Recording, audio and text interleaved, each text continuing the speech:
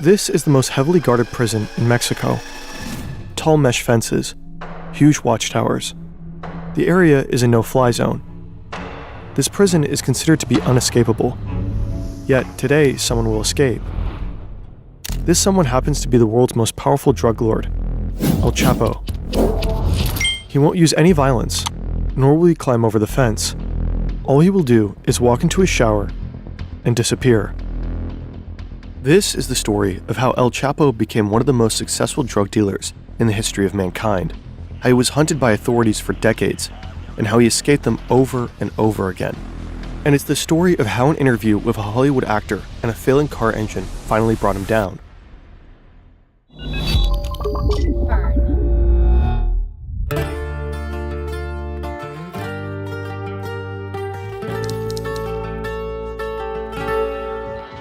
Joaquin Archivado Guzman Loera was born on April 4, 1957, in a poor family in a poor neighborhood, the village La Tuna in Mexico's Sierra Madre Mountains. Boys here don't grow up wishing to be astronauts, firefighters, or doctors. They want to become drug traffickers. It's a way to make money, and money is a way out. People will call Guzman El Chapo because of his height. He doesn't grow taller than 1.67 meters. El Chapo drops out of school early. He doesn't even finish elementary school. Instead, he spends his time working on the marijuana and poppy fields, a family tradition. From a young age, El Chapo is extremely ambitious. He makes friends with big names in the local drug scene, determined to rise through the ranks of Mexican organized crime. First, he becomes a so-called problem solver. Whenever a truckload of drug shipment misses schedule, El Chapo eliminates the person responsible. His uncompromising attitude makes him trustworthy, and he grows close to the kingpin of the Guadalajara cartel. When the boss is arrested, El Chapo keeps the business running, ultimately setting up his own organization with other traffickers, the Sinaloa cartel. He organizes planes, trucks, and rail cars to deliver cocaine and heroin into the United States, and he even builds border-crossing tunnels, a skill that will come in handy many years later. In those early years, one incident really puts El Chapo on the map. This is Juan Jesus Posadas. He's the Archbishop of Guadalajara and a cardinal, one of the highest ranks in the church. Posadas is a popular man. He advocates for the poor and publicly condemns drug trade. Right now, he is on his way to the airport to meet an ambassador of the Vatican. At the same time, El Chapo and his bodyguards pull into the parking lot. They are here to catch a flight to the beach resort town of Puerto Vallarta, one of El Chapo's favorite places to party. We don't know exactly what happened in this parking lot next. One thing we know for sure, though, the cardinal will not survive.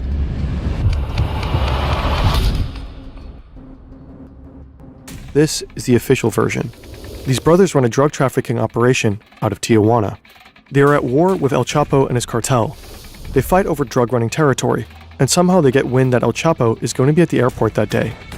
So one of the brothers and a group of gunmen rush there to ambush him. When they spot him and his bodyguards, they step out of their cars and open fire. El Chapo and his men run toward the terminal building, taking cover behind cars in the lot. It's raining bullets, but somehow they manage to escape without getting hit. The failed assassination leaves 7 people dead, among them the cardinal.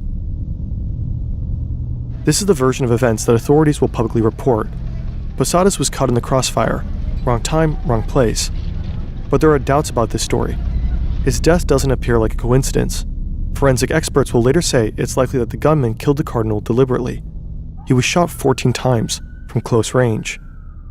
Later, the officials suggest that the gunman had mistaken the cars. El Chapo regularly drives a white Mercury Grand Marquis, the same model Posadas sat in that day. The gunman thought it's El Chapo's car and opened fire. But the cardinal wore his robe when he was shot. He was not dressed at all like a drug lord. If the gunman killed him at a close range, how could they have confused him with El Chapo? Years later, the successor of Posadas will make a serious accusation. He claims the murder of the cardinal was a crime of the state. Se trató de un crimen de Estado, perpetrado por la Policía Judicial Federal, es decir, por la Policía de la PGR. He believes the police carried out the killing for the Mexican government. Posadas had accused government officials of having ties to these cartels. Up to this day, it remains a mystery. What really happened in 1993 at Guadalajara Airport? This is El Chapo's wife, his sons, and one of his closest partners. Just 2 months ago, El Chapo was captured and brought to Altiplano maximum security prison. Now the group is working on a plan to get him out. They begin by acquiring an old property 1 kilometer away from the prison. Next, they buy an old warehouse nearby. Here they store weapons in an armored pickup truck. Then they hire workers for one very specific job, digging a sophisticated tunnel.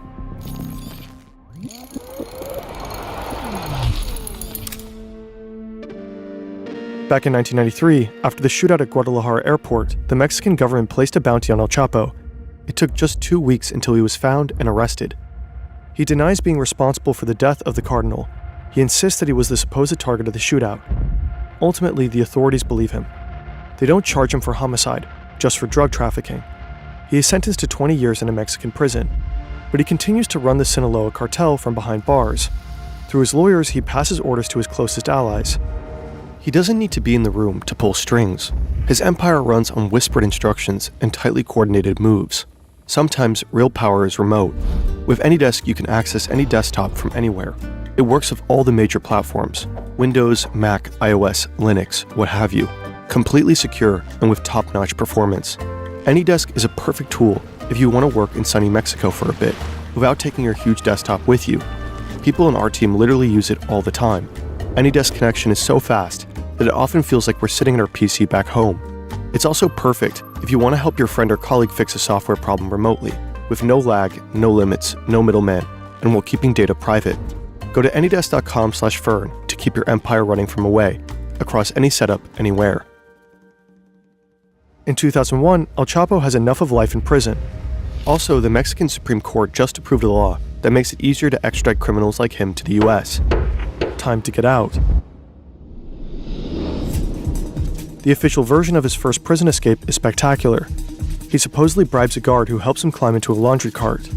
The guard then pushes the cart out of the cell, down the hallways, and through an unguarded gate to the parking lot. El Chapo jumps out and climbs into the trunk of a car. The guard gets in and drives to the outer prison gate. After a quick search, the car is waved through. Nobody checks the trunk. But again, that's just the official story. Several authors and journalists don't buy it. One argues that the prison's checkpoints were equipped with heat and motion sensors, capable of detecting any living creature, even a cat. That means the alarms would have gone off. Instead, the journalists suggest that El Chapo may have left the prison dressed in a police uniform, escorted by other corrupt officers. One way or another, systemic corruption likely played a role, and El Chapo put his newly won freedom to use.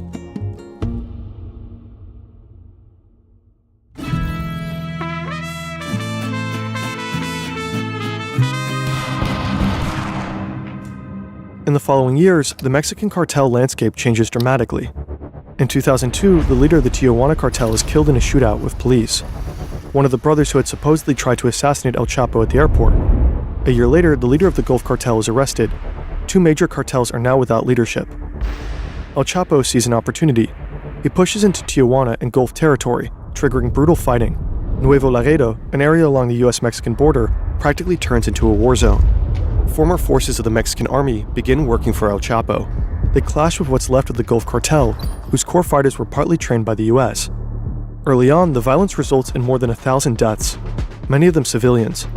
And that's only the beginning. In 2006, Felipe Calderón becomes Mexico's new president. Determined to crack down on organized crime, he declares war on the cartels and deploys the military. The violence escalates dramatically. Between 2007 and 2014, over 160,000 people died in the course of the war on drugs in Mexico. In these years of bloodshed, El Chapo rises. He becomes the world's most wanted criminal, transforming the Sinaloa cartel into one of the most powerful criminal organizations in history. It becomes the top supplier of drugs to the United States: cocaine, heroin, methamphetamine, and fentanyl. El Chapo's cartel operates in 50 countries and generates billions of dollars in profits each year. In turn, El Chapo becomes extremely wealthy, eventually making Forbes' list of the world's billionaires. No wonder it's hard to keep him locked up.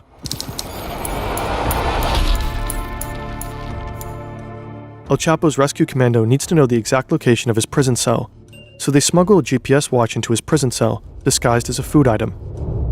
Now the workers know in what direction they need to dig. Over the span of a year, they dig a sophisticated tunnel, a carefully planned complex construction costing approximately $5 million to make.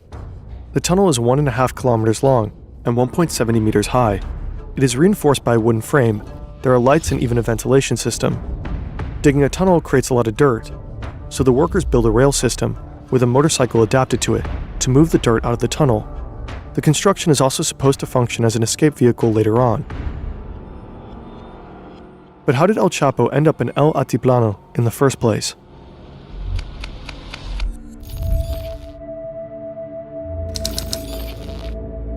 Andrew Hogan is an agent with the Drug Enforcement Agency. He wants to take down the most powerful drug lord on Earth, perhaps in history. Currently, he's looking for allies, but he soon discovers somehow there is no task force, no team, not even a single federal agent assigned to the job of bringing El Chapo to justice. So he takes a Spanish class and prepares to move to Mexico. Meanwhile, one of Andrew's colleagues in the US manages to get the pin to El Chapo's BlackBerry, thanks to someone in his inner circle. He tracks down his phone to the holiday resort Cabo San Lucas. The colleague immediately calls Andrew. They're excited, and so they pass the information to the officials in Mexico. The DEA